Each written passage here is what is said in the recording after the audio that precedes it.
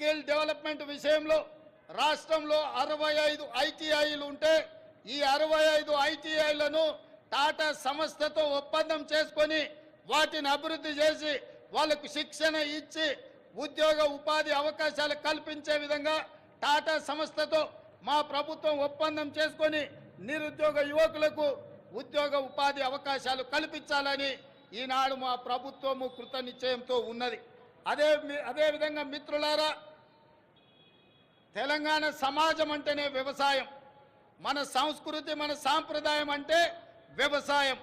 ఈ వ్యవసాయానికి రైతును రాజును చేయడమే మా సంకల్పం. అందుకోసమే మా ప్రభుత్వం రైతు బాగుంటే రాష్ట్రం పచ్చగా ఉంటుందని విశ్వసించే ప్రభుత్వం. గతంలో రైతుకు ఉచిత విద్యుత్ రుణమాఫీ చేసిన చరిత్ర కాంగ్రెస్ పార్టీది, మా ప్రభుత్వానిది. ఈ ట్రాక్ రికార్డును ప్రజాప్రభుత్వం కొనసాగిస్తుంది. రైతుకు ఆర్థిక సాయం పథకంలో భాగంగా 69 లక్షల మందికి చెప్పిన మాట ప్రకారం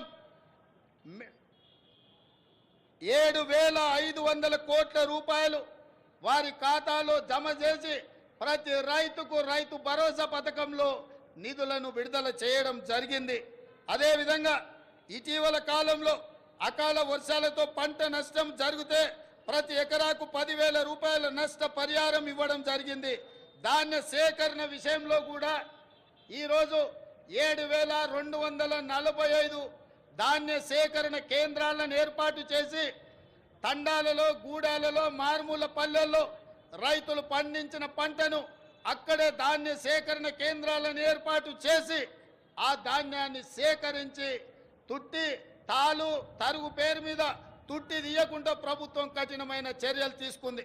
అకాల వర్షాలతో తడిసిన ధాన్యాన్ని కూడా కనీస మద్దతు ధర ఇచ్చి కొనుగోలు చేసి రైతులను ఆదుకొని రైతులను కాపాడాలని, రైతులని రాజులుగా చెయ్యాలని మా ప్రభుత్వం దృఢ సంకల్పంతో పనిచేస్తుంది.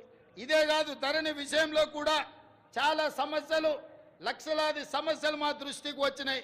వాటిని పరిష్కరించడానికి ధరణి విషయంలో కూడా ఒక కమిటీని ఏర్పాటు చేసి ప్రతి సమస్యను పరిష్కరించి ధరణిలో జరిగిన లోపాలను సరిదిద్ది ప్రతి రైతుకు ప్రతి వాడికి మేలు జరిగే విధంగా ధరణి ప్రక్షాళన కార్యక్రమాన్ని మా ప్రభుత్వం తీసుకొని ముందుకు వెళ్తుంది. అదేవిధంగా మిత్రులారా, రాష్ట్రంలో విద్యుత్ సరఫరా నిరంతరాయంగా 24 గంటలు అందిస్తున్నామని చెప్పడానికి నేను గర్వపడుతున్నాను. రాష్ట్ర చరిత్రలో ఎన్నడూ లేని విధంగా ఈ ఏడాది మార్చి 6న అత్యధికంగా 298 మిలియన్ యూనిట్ల విద్యుత్ సరఫరా చేసి రాష్ట్రం ఏర్పడిన తర్వాత అత్యధికంగా రికార్డును సృష్టించాం. నిరంతరాయంగా విద్యుత్తుని సరఫరా చేశాం.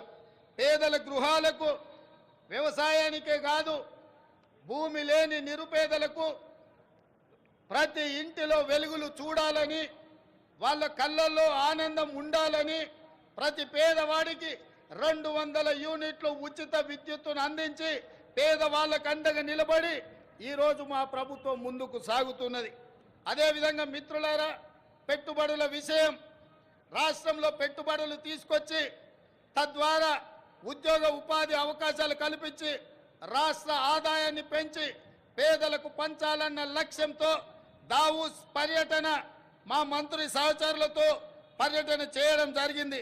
ఈ పర్యటనలో 40,000 కోట్ల రూపాయలకు సంబంధించిన పెట్టుబడుల ఒప్పందాలు రాష్ట్ర ప్రభుత్వం చేసుకున్నది. ఇది పెట్టుబడుల ఆకర్షణలో ఒక గొప్ప